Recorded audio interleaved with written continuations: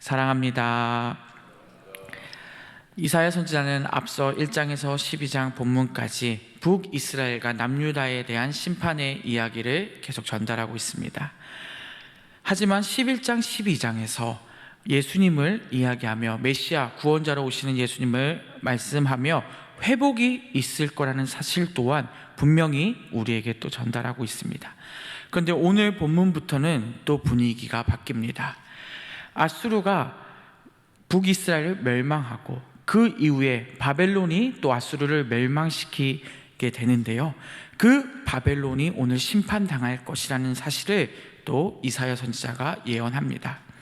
오늘 이 본문을 통해서 단순히 바벨론 나라들을 괴롭혀 심판당하는 것이나 생각하지 마시고 이 본문을 통해 우리 모든 역사의 주관자이신 하나님을 두려워하며 교만하지 않는 마음을 가지는 오늘 귀한 시간 되었으면 좋겠습니다.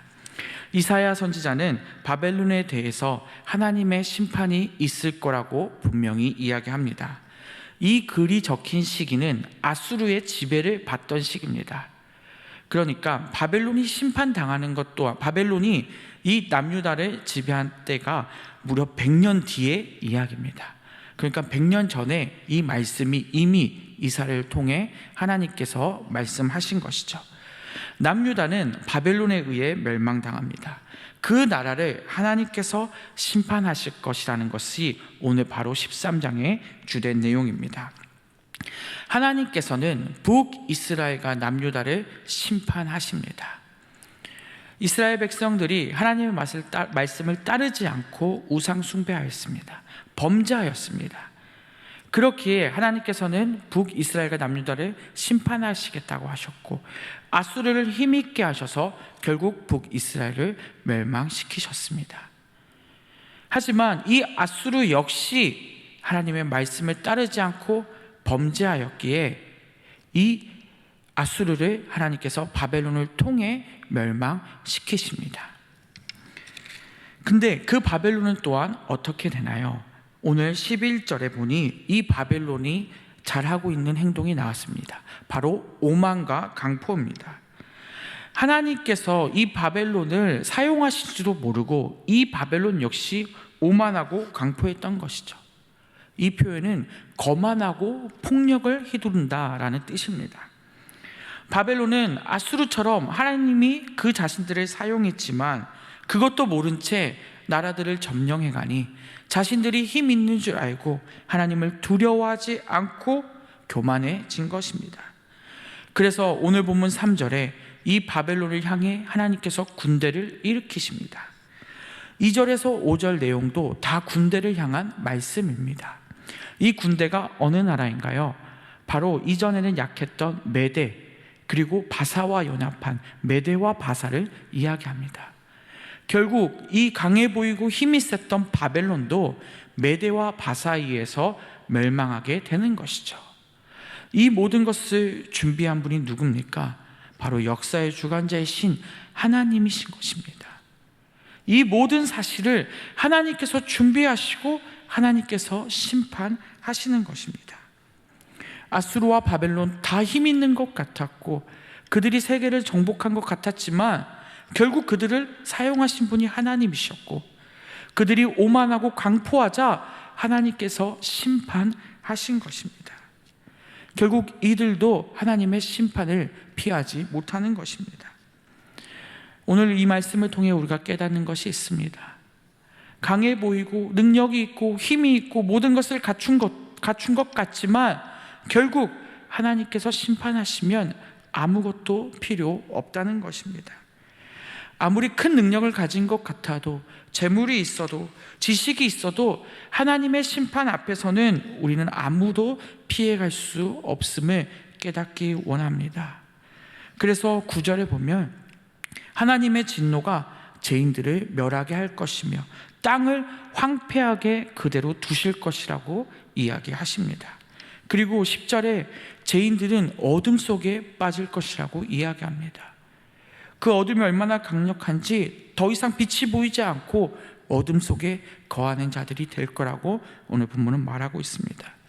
그 후에 11절, 12절에 다시 한번 하나님께서는 이사야 선지자를 통해 직접 증거하는 이유를 설명하십니다.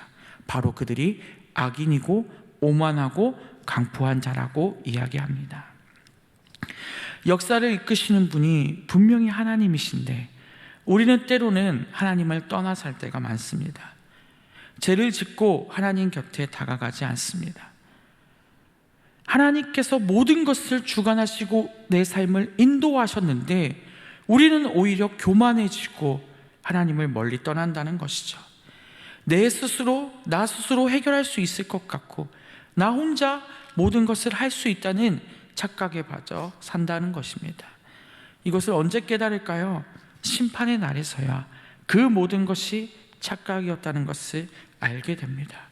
결국 아수르와 남유다를 멸망시킨 바벨론 역시 멸망되어 집니다. 이 말씀을 보면서 저는 처음에 두려운 마음이 있었습니다. 결국 하나님께 범죄하고 신뢰하지 않는 자들을 하나님이 반드시 심판하시기 때문입니다. 바벨론, 아수르에게만, 북이스라엘, 남유다에게만 하는 것이 아니라 모든 죄인들을 하나님께서는 심판하십니다. 하나님 말씀을 때로는 거역하는 저이기 때문에 저 역시 이 심판에서 피해갈 수 없다는 이 사실에 이 말씀을 계속 묵상하며 너무나도 두려웠습니다. 또 심판의 결과 또한 오늘 본문에 잘 기록되어 있습니다. 하나님의 군대가 죄인들을 황폐하게 하고 흔적도 남기지 않겠다고 멸하시겠다고 기록되어 있기 때문입니다. 이것은 어느 누구도 피해갈 수 없습니다. 하지만 놀랍게도 이것이 우리에게 기쁨 되어집니다. 우리가 11장 12장에서 하나님께서 예수님을 보내주시겠다고 약속하셨기 때문입니다. 11장 12장 이 모든 심판을 예수님께서 우리를 대신 짊어주시기 때문입니다. 예수님이 대신 심판을 받게 하시고 그 심판을 받음으로 예수님이 우리에게 의를 전가해 주신다고 분명히 말씀하셨습니다. 우리는 이 사실에 기뻐하며 감사하는 성도님들 되시기 바랍니다. 정말 말도 안 되는 이 끔찍한 심판을 우리를 대신해 예수님이 받아주십니다. 이것만 생각해도 너무나 감사하지 않나요?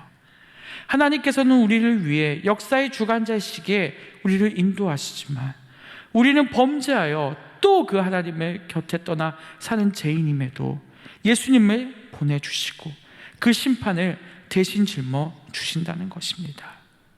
오늘 하루 살아갈 때 이 사실을 반드시 기억하기 원합니다. 우리는 이것을 생각하며 끔찍한 심판을 대신 받아주시는 예수님을 높이기 원합니다. 어제 말씀 들은 것처럼 그 예수님을 날마다 살면서 찬양하고 하나님만을 높이는 우리가 되었으면 좋겠습니다. 하나님이 모든 것을 멸하시지만 또 우리를 구원시켜 주시는 분임을 깨닫기 원합니다. 말씀을 맺겠습니다. 우리가 이사야의 말씀을 보면서 계속 심판에 대한 이야기가 나오는데요, 두렵습니다. 왜냐하면 우린 죄인이기 때문입니다. 하지만 또 우리가 감사할 것이 분명히 있습니다. 우리 삶에서도 고난과 어려움이 있기 때문에 또 범죄하지만 그럼에도 불구하고 예수님께서는 우리를 위해 대신 십자가에 달려 돌아가셨습니다. 그 예수님께 감사하고 기뻐하는 시간이 되기를 바랍니다. 그러할 때 역사의 주관자이신 하나님이 우리의 삶을 이끄실 것입니다. 우리의 소망 대신 예수님을 신뢰할 때 기쁨과 감사가 넘칠 줄을 믿습니다.